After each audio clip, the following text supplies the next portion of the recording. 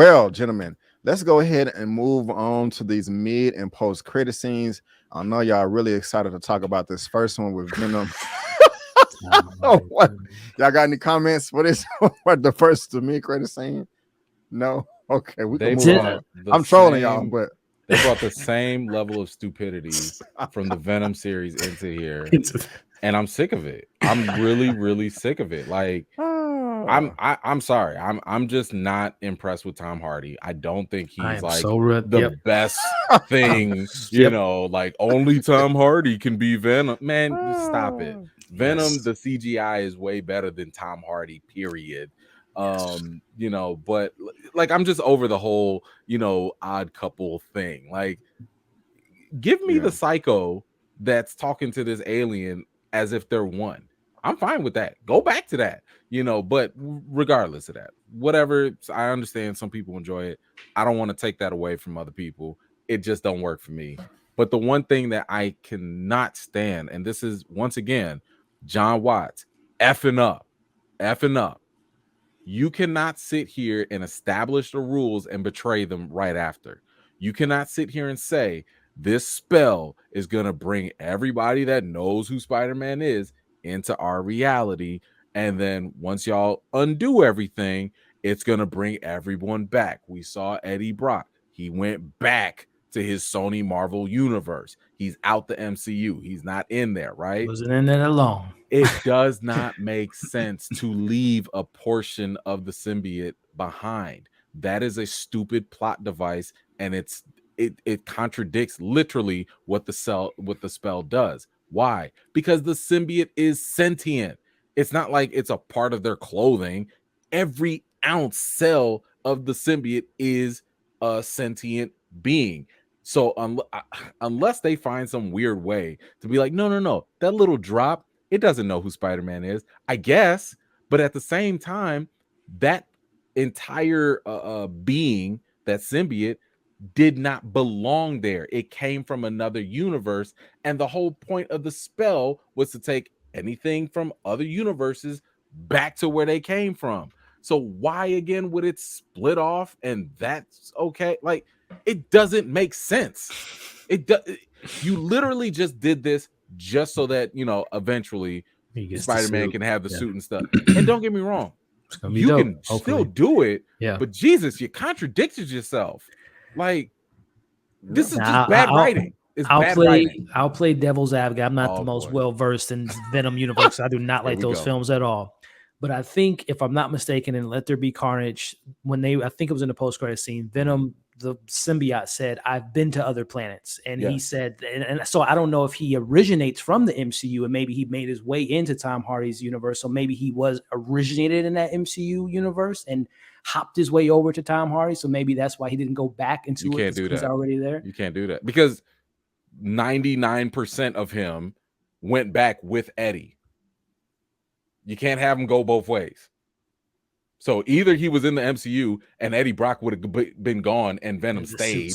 Yeah. But even if that was the case, how did they get there in the first place? Because they came from the Sony Marvel universe. And also, too, him coming into the MCU, that was pre-Doctor Strange spell, or we assume that's the same time? And so the end of Venom 2 is taking place at the same time that Strange is casting the initial spell. Okay. So when he's like, you know, like when all the stuff changes at the post-credit scene of Venom 2, that's when Peter jacked up the spell. You know, he didn't know Spider-Man though. Why would he come into the? He would know Spider-Man because of the whole symbiotic connection or whatever. Gotcha. It's stupid, but whatever. Yeah. After I'm thinking about it and hearing y'all talk about it, I'm just saying to myself that the creators of that really just make this scene and we're happy with it. That's what I'm saying. Here's the other thing. People are gonna love this, y'all. It's Sony. But here's the other thing. Even if you were to say that he knew Spider-Man because of the connection with the other symbiotes and stuff, it still doesn't make sense because that symbiote came from another universe. So now what you run into is basically saying, oh, the symbiotes, they're Nexus beings. Like they can gain hive knowledge across the multiverses. I don't think so. I'm fine within the same universe. That makes sense. But across all the universes, so all the Venoms, all the symbiotes, they all share the same knowledge. It's starting to get a little. I didn't enjoy none of it, man. I didn't like it. Just Well, just a funny thing, real quick. We've all seen Swan Song, so it's just amazing to me that you have Naomi Harris here on the bottom right. The whole movie was horrible to me. She did. Oh, she was wasted. Yeah, she was wasted. But then the Swan Song, she just did such a great job. Yeah. It just goes to show how directors, misuse talent. Absolutely. But shout out to you, Naomi Harris. We love you over here, man. You fine as hell. Just wanted to say that real quick in case you're watching. I'm sure you're not, but just in case. But ladies and gentlemen, boys and girls, let's go ahead and get to this nitty gritty. The post-credit scene that I'm thinking we're all happy about, and that is that Doctor Strange 2 trailer. Basically like a teaser trailer, man. Like I was blown away, man. I thought we were just gonna get a little snippet of this and that, but we got like a little teaser trailer, man. So I forgot who needs to go first, but I loved it. An evil Doctor Strange, is that what we were seeing? Mortal coming back. What if set the foundation? Pretty much. I cannot wait, bro. It started off the forest. All the trees are symmetrical, all the leaves are white.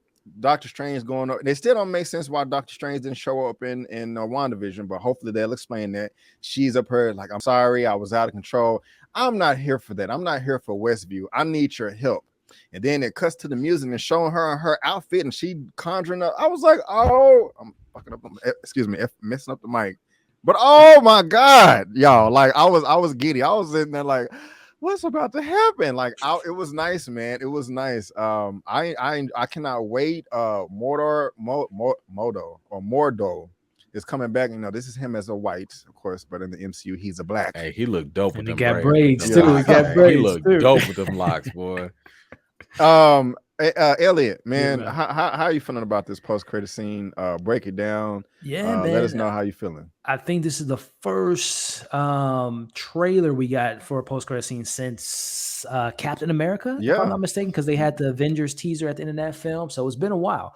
So it shocked me. I was very excited for it. Like you, Brand. I thought it was going to be like maybe similar to, I want to say it was Ant-Man when they had a scene of Civil War when Cap and Falcon had Bucky, and then it was just like, it was a scene. So I'm like, oh, we're going to probably get a scene from this movie, but no, they gave us a trailer, man. And it's looking maybe that movie. We're always speculating, okay, when are the X-Men? This might be the movie. I think they might break the multiverse and everyone's coming back. So this was just a tease in Spider-Man No Way Home, but now we're getting a full entree of the multiverse really being screwed up. But the thing that gets me extremely excited about this film. We talked about John Watson maybe not being the best director for a Spider-Man film, and it'll be really interesting to see who they're going to have be the next director for Spider-Man 4. Sam Raimi's back. And one thing about Sam Raimi is he is a great horror director. And I know they let go of Scott Derrickson because he said it was a full-out horror and Kevin Feige wasn't having that. But I'm fine with that, by the way. Yeah. I think Sam Raimi is one of the few directors that knows how to balance, horror comedies in a certain extent with the Evil Dead franchise and also Drag Me to Hell. So I'm really excited to see those visuals. We talked about Tobey Maguire, the GOAT. It had a lot to do with the direction that Sam Raimi had to, his interpretation of the character. So I'm really excited to see Sam Raimi, which I believe he said Doctor Strange is like his second favorite, comic book character. Really excited to see his sensibilities. Really excited to see Wanda be. I thought they said that she was the villain, but we're getting the Doctor Strange the villain, so we might have multiple villains, including Mordor. So I'm excited. I'm really excited. And then we got Miss Chavez, American Chavez, who can hop around multiverses. It's going to be dope, man. And from what I'm hearing, we might get the, Illuminati and stuff like that. So hopefully. Yeah. We're going to see. It's looking good, man.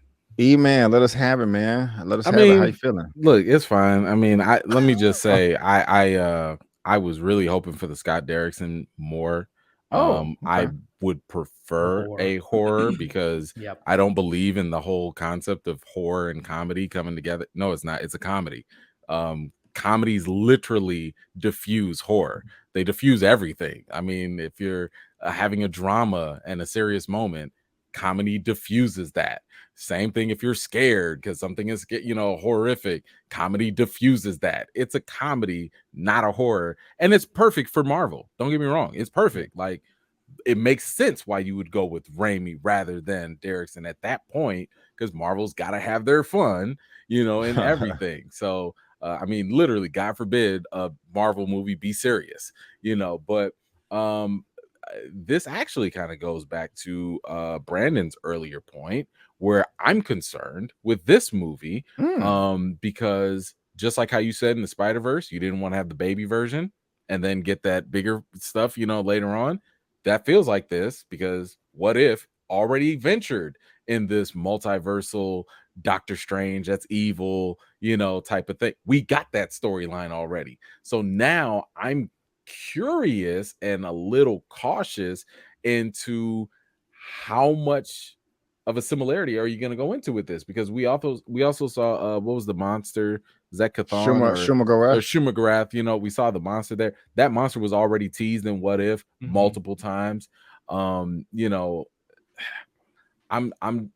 just worried that they just kind of give us a bigger platter of what If already gave us, and this may not have as much uniqueness as it should have, because of what If already showed us. I mean, here's the thing: maybe Doctor Strange is not the villain, like the evil one. Maybe he's just brought in like, yeah, I screwed up over here, but I'm gonna come through to help y'all with something else, or something like that.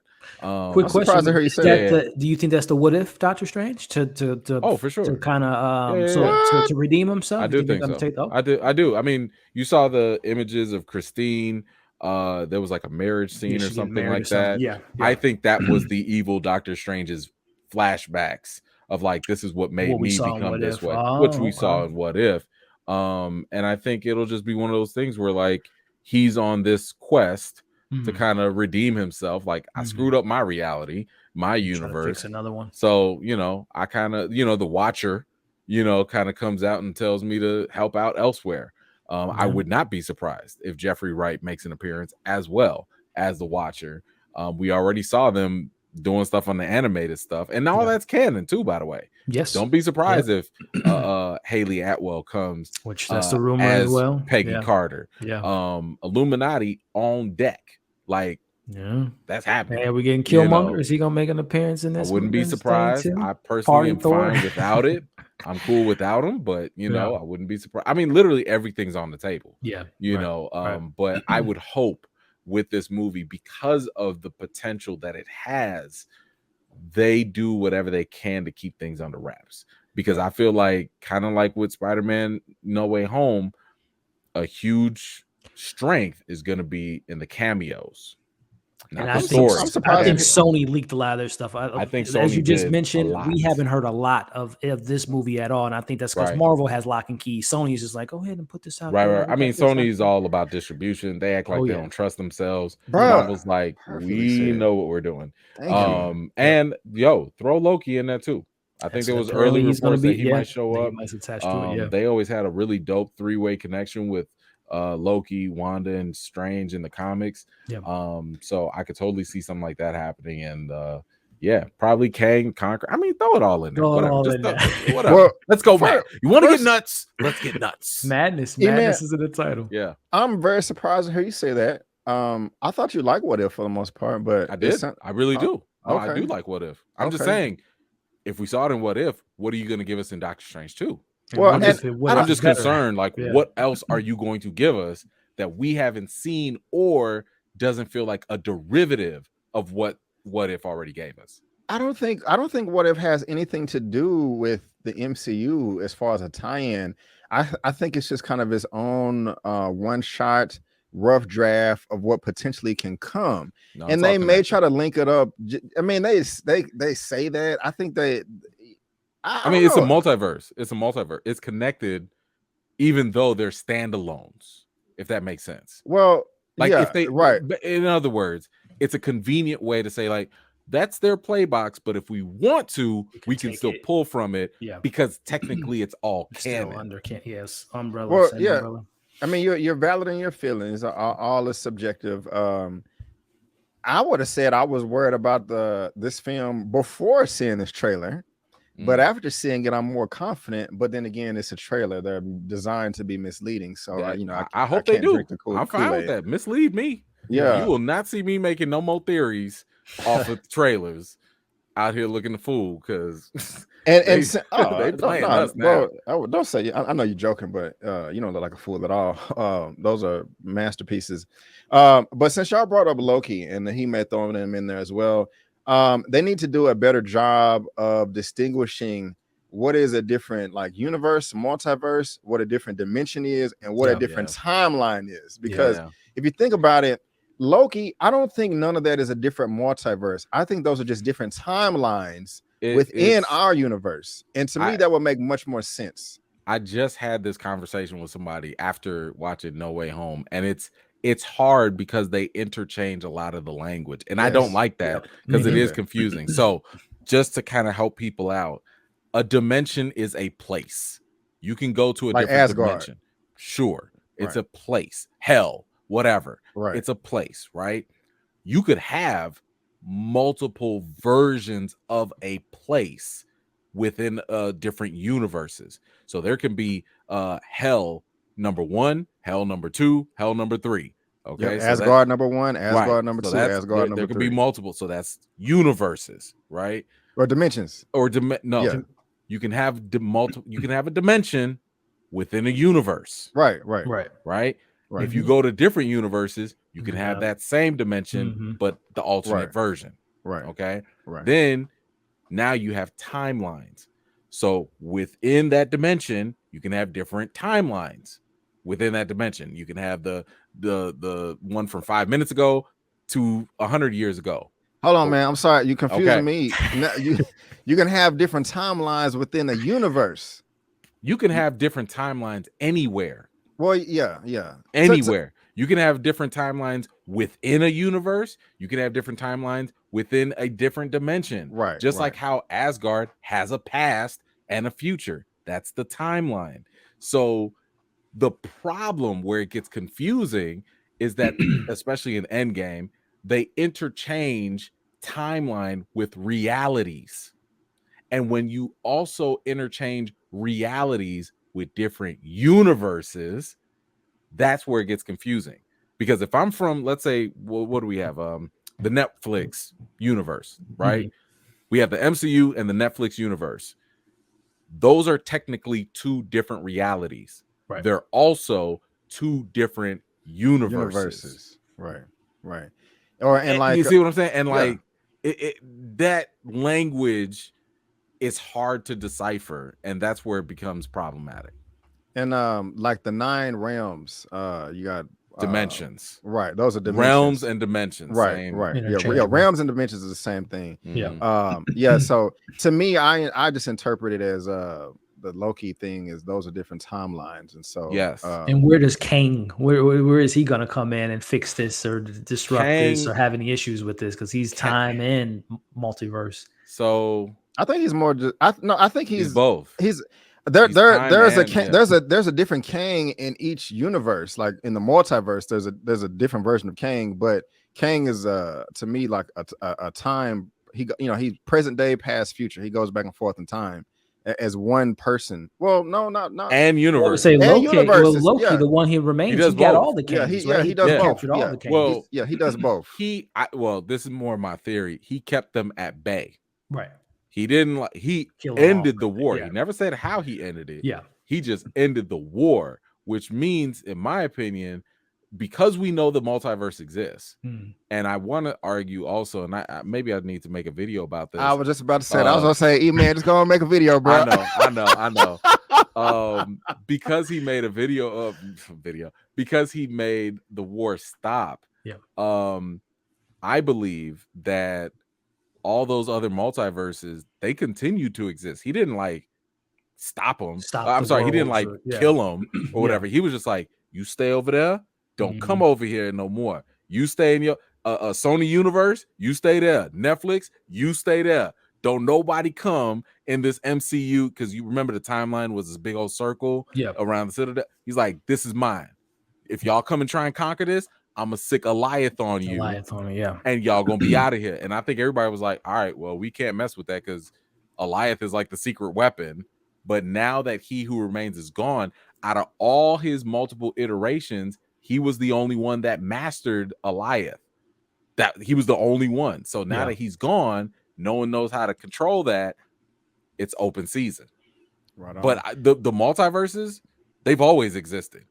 They just been kept at bay. Now, not so much. It's madness. And then I would say, the last episode of Loki showed you the other multiverses already, not the different timelines. Being disrupted, not that. I'm not talking about the branches. I'm talking about literally the other multiverse. Right. And right on, man. I promised Elliot, I said, hey, bro, we're not going to be here 2 hours. Hey, man, that's what happened with Marvel, man. And here we are, man. So I know we got to wrap it up. I know we tired and need to get to bed. So, Eman, I'm going to come to you first, man. What are your final thoughts